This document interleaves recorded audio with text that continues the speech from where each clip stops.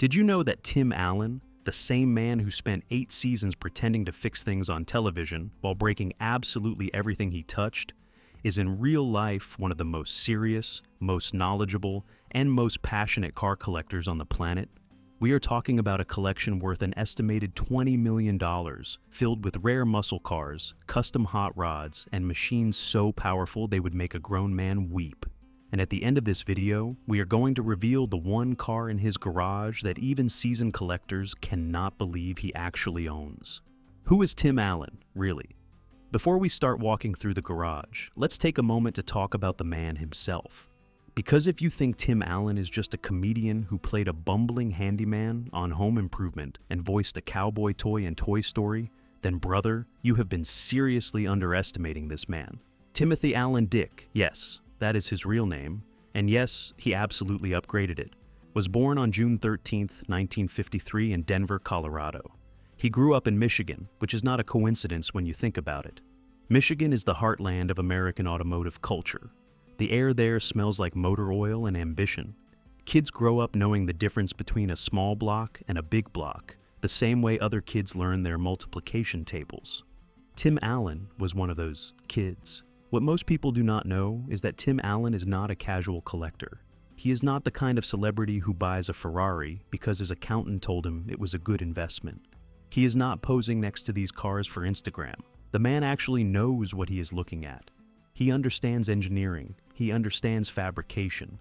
He has talked at length in interviews about horsepower figures, compression ratios, and carburetor tuning with the kind of fluency that makes professional mechanics nod respectfully.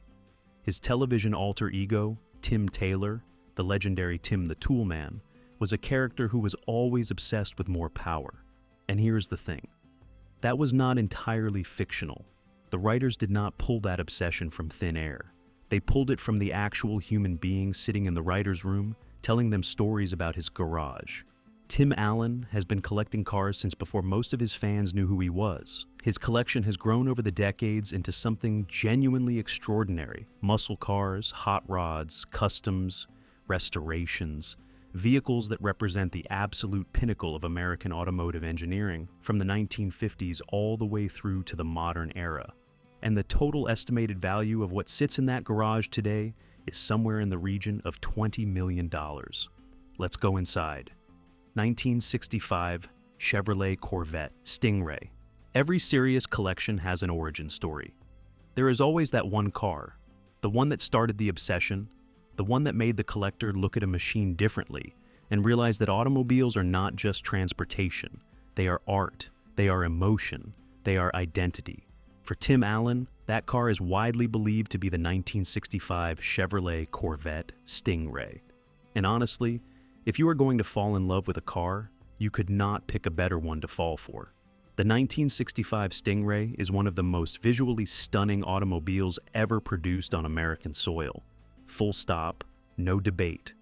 The second-generation Corvette, known among enthusiasts as the C2, featured a body design so aggressive, so perfectly proportioned that it still stops traffic today. And we are talking about a car that is now 60 years old. Tim Allen's example is finished in a deep, rich color that perfectly suits the car's muscular character. But looks, as they say, are only half the story. Under the hood of this particular Stingray sits a 365 horsepower small block V8 engine. Now, in 1965, 365 horsepower was a number that made other car manufacturers sit down quietly and think very hard about their life choices.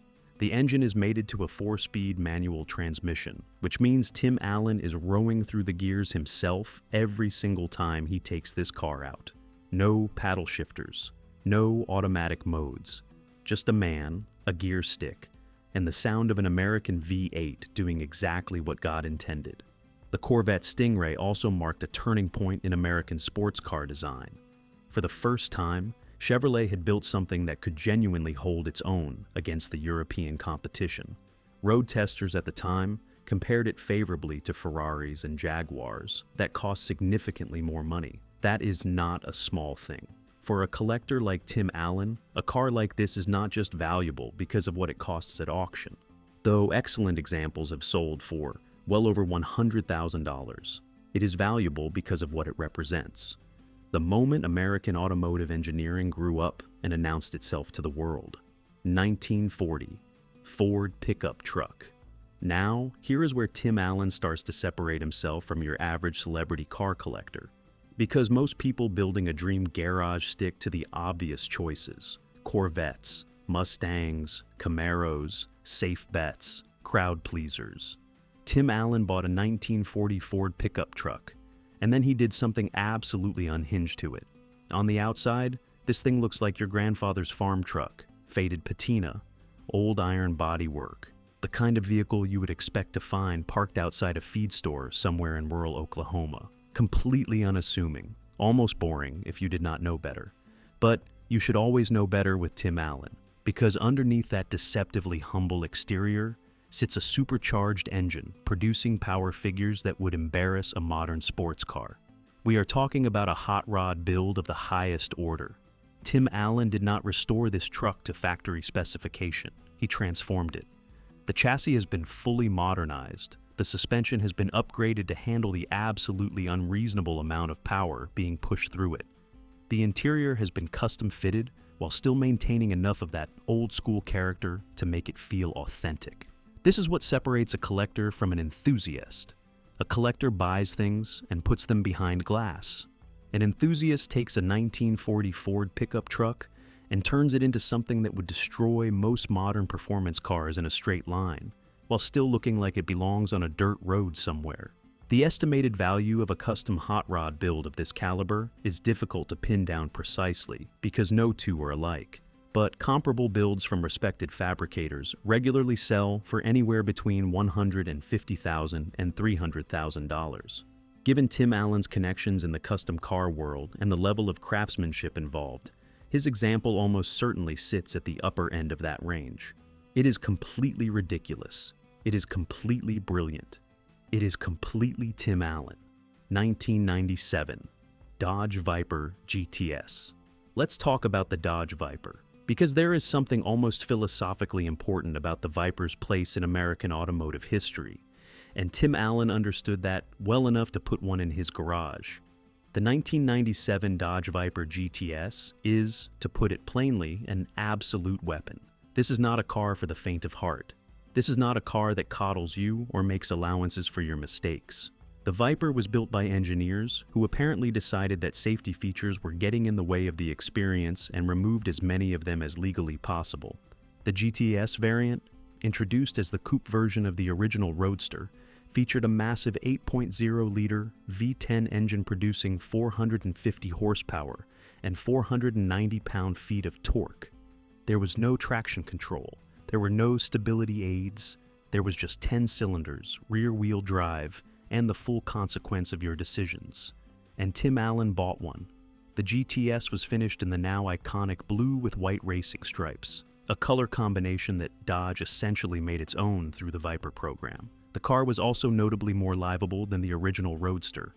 It had proper windows, a removable roof, and air conditioning, which sounds almost embarrassingly civilized until you look at the engine specifications again. The Viper GTS could sprint from 0 to 60 miles per hour in 4.1 seconds and had a top speed of 190 miles per hour.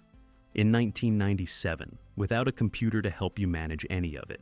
Pristine examples of the GTS today regularly fetch between $40,000 and $80,000 at auction, with exceptionally original low-mileage cars climbing even higher. For Tim Allen, this car is not just a collector's piece, it is a statement. American engineering, American excess, American attitude, more power. 1969, Pontiac GTO Judge. If you want to understand why muscle car collectors talk about the 1960s and 70s with the kind of reverence normally reserved for religious experiences, spend 5 minutes with a 1969 Pontiac GTO Judge. Just 5 minutes. That is all it takes. The GTO Judge, and yes, it was actually called the Judge, named after a comedy sketch, which is one of the greatest product naming decisions in automotive history, was Pontiac's answer to the question nobody asked but everybody wanted answered, which was, what happens if you take an already extraordinary muscle car and make it even more extreme in every possible way? The answer is the judge. And the judge was extraordinary. Tim Allen's example is one that commands attention in any room it enters. The GTO judge came standard with a 366 horsepower Ram Air 3 V8 engine, though buyers could optionally upgrade to the Ram Air 4 unit, which pushed output even further. The car also came dressed in bold, attention-demanding graphics and spoilers that told anyone nearby exactly what they were looking at. In 1969, the muscle car wars between Pontiac, Chevrolet, Ford, Dodge, and Plymouth were at their absolute peak.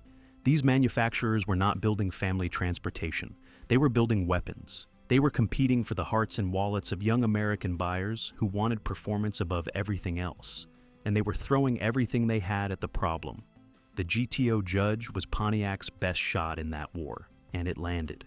Today, well-preserved examples of the 1969 GTO Judge, particularly those with documented history and matching numbers, regularly sell for between $120,000 and $200,000 at major auctions. Tim Allen's car represents not just significant monetary value, but a genuine piece of American cultural history. This is the car that defined what the muscle car era meant at its very height. 1970, Chevrolet Chevelle SS 454. If there is one car on this entire list that makes hardcore muscle car enthusiasts go completely silent with respect the moment it rolls into view, it is the 1970 Chevrolet Chevelle SS 454. This thing is the undisputed heavyweight champion of the American muscle car era. And I am not being dramatic. That is just the factual reality of the situation. The Chevelle SS 454 arrived in 1970, carrying a 7.4-liter big block V8 engine producing, and please take a moment to prepare yourself, 450 horsepower and 500 pound-feet of torque from the factory in 1970.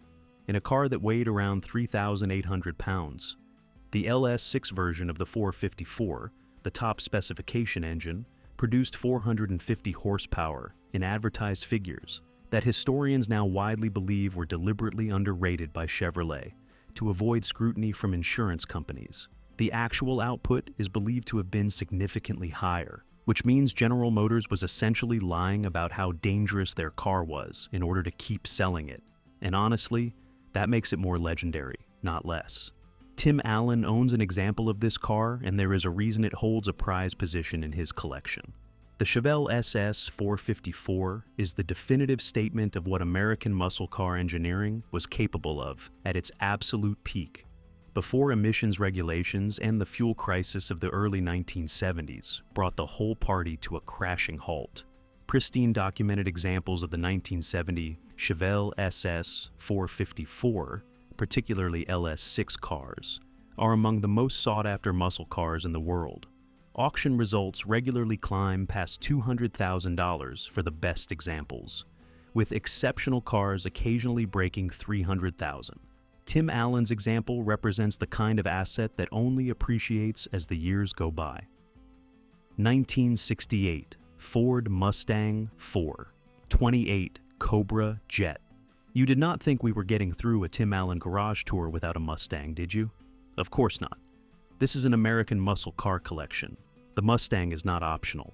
But Tim Allen did not buy just any Mustang. He bought the 1968 Ford Mustang 428 Cobra Jet, which is the Mustang equivalent of ordering the hottest thing on the menu and then asking the chef to make it hotter. The 428 Cobra Jet engine was Ford's response to a very specific problem.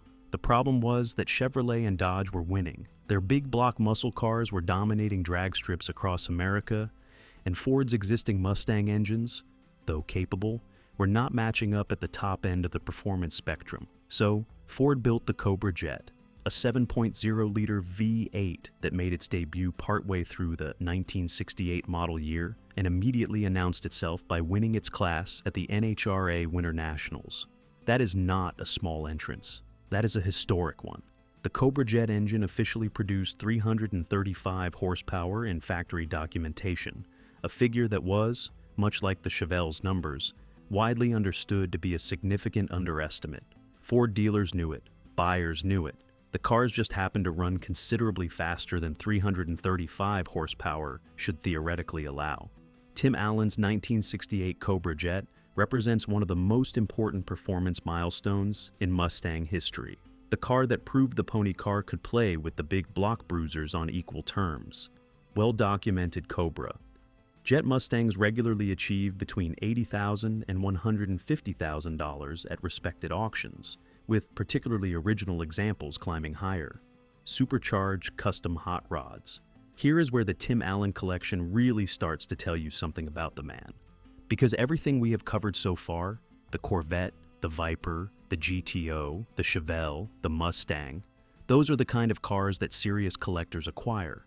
They are trophies. They are investments. They are history preserved in metal and rubber. The custom hot rods are something different entirely. The custom hot rods are Tim Allen speaking for himself. Tim Allen has commissioned and built multiple custom hot rod vehicles over the course of his collecting career, working with some of the most respected fabricators and builders in the custom car world.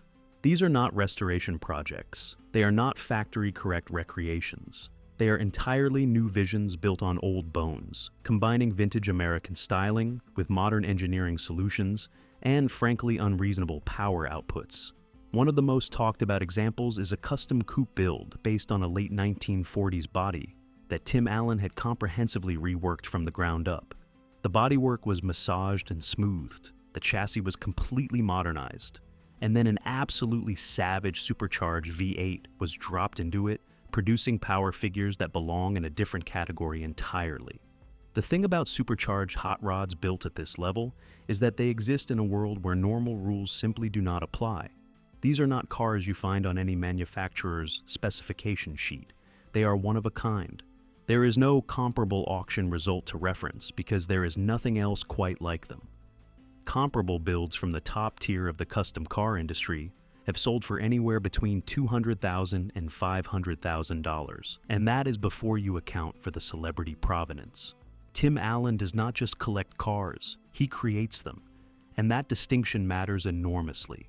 The crown jewel, supercharged 1970, Chevrolet Chevelle, custom. And now, the moment you have been waiting for since the beginning of this video. The car that sits at the absolute top of Tim Allen's collection. The machine that even people who know this collection well still cannot quite believe exists in the form that it does. Tim Allen took a 1970 Chevrolet Chevelle, already one of the most revered muscle cars ever built, as we established earlier, and he had it comprehensively rebuilt and supercharged into something that exists in an entirely different dimension from the factory original. Let that sink in for a moment. He started with what is already considered one of the greatest American muscle cars of all time, and he decided it needed more. The supercharged Chevelle build is the product of serious money and serious expertise. The body maintains the unmistakable lines of the original 1970 car, that long hood, that aggressive stance, those muscular rear haunches, but underneath, almost everything has been reimagined. The engine has been built and supercharged to produce power figures that are frankly difficult to say out loud with a straight face. We are talking about well over 1,000 horsepower in certain configurations. The chassis has been strengthened to handle forces it was never originally designed to manage. The suspension, the braking system, the drivetrain, all of it has been upgraded to match the engine's capabilities. What Tim Allen has built is essentially a time machine. It looks like 1970. It sounds like something from the future. It moves like a controlled explosion. The value of a build like this is almost impossible to calculate through conventional means. The donor car alone, a documented 1970 Chevelle in good condition, represents a substantial investment. Add the fabrication costs, the supercharger system, the supporting modifications, the level of craftsmanship involved, and then add the fact that this car belongs to one of the most famous automotive enthusiasts in Hollywood history. And you begin to understand why the estimated value of this single vehicle pushes significantly into the seven-figure range. But here is the thing that makes this car more than just an expensive machine. It tells you who Tim Allen actually is. Not the comedian, not the actor, not the man who played Tim Taylor for 8 seasons on television. The real man. The one who grew up in Michigan breathing motor oil and dreaming about horsepower. The one who never stopped being that kid. He could have bought a safe Chevelle, a numbers-matching, factory-correct, museum-quality example. He could have preserved it behind glass and watched it appreciate in value year after year. Instead, he supercharged it.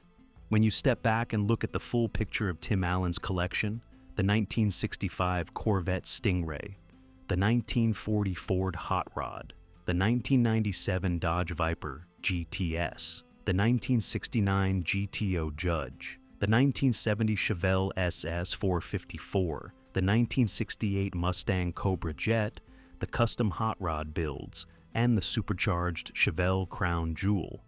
What you are looking at is not just a car collection. What you are looking at is a self-portrait. Every car in that garage tells you something true about the man who put it there. The muscle cars tell you about his roots. The hot rods tell you about his creativity. The supercharged builds tell you about his philosophy. More power. Always more power. What is fascinating about Tim Allen as a collector is that he represents something genuinely rare in the celebrity car world. He is not collecting for status. He is not collecting for investment returns. He genuinely, deeply, authentically loves these machines in the way that only someone who grew up around them can. The knowledge is real. The passion is real. The garage is real. And somewhere in Michigan right now, or maybe in California, or maybe somewhere out on an empty road where nobody can see him, Tim Allen is probably behind the wheel of something with way too much power and way too much noise, grinning like a man who never once grew up and is absolutely fine with that. The total estimated value of the collection sits at approximately $20 million. But the real value of what Tim Allen has built over the decades in that garage is something that no auction house could ever accurately price. It is the dream, the specifically, gloriously, ridiculously American dream of more power, more speed, and one more car that you absolutely do not need but cannot possibly imagine living without.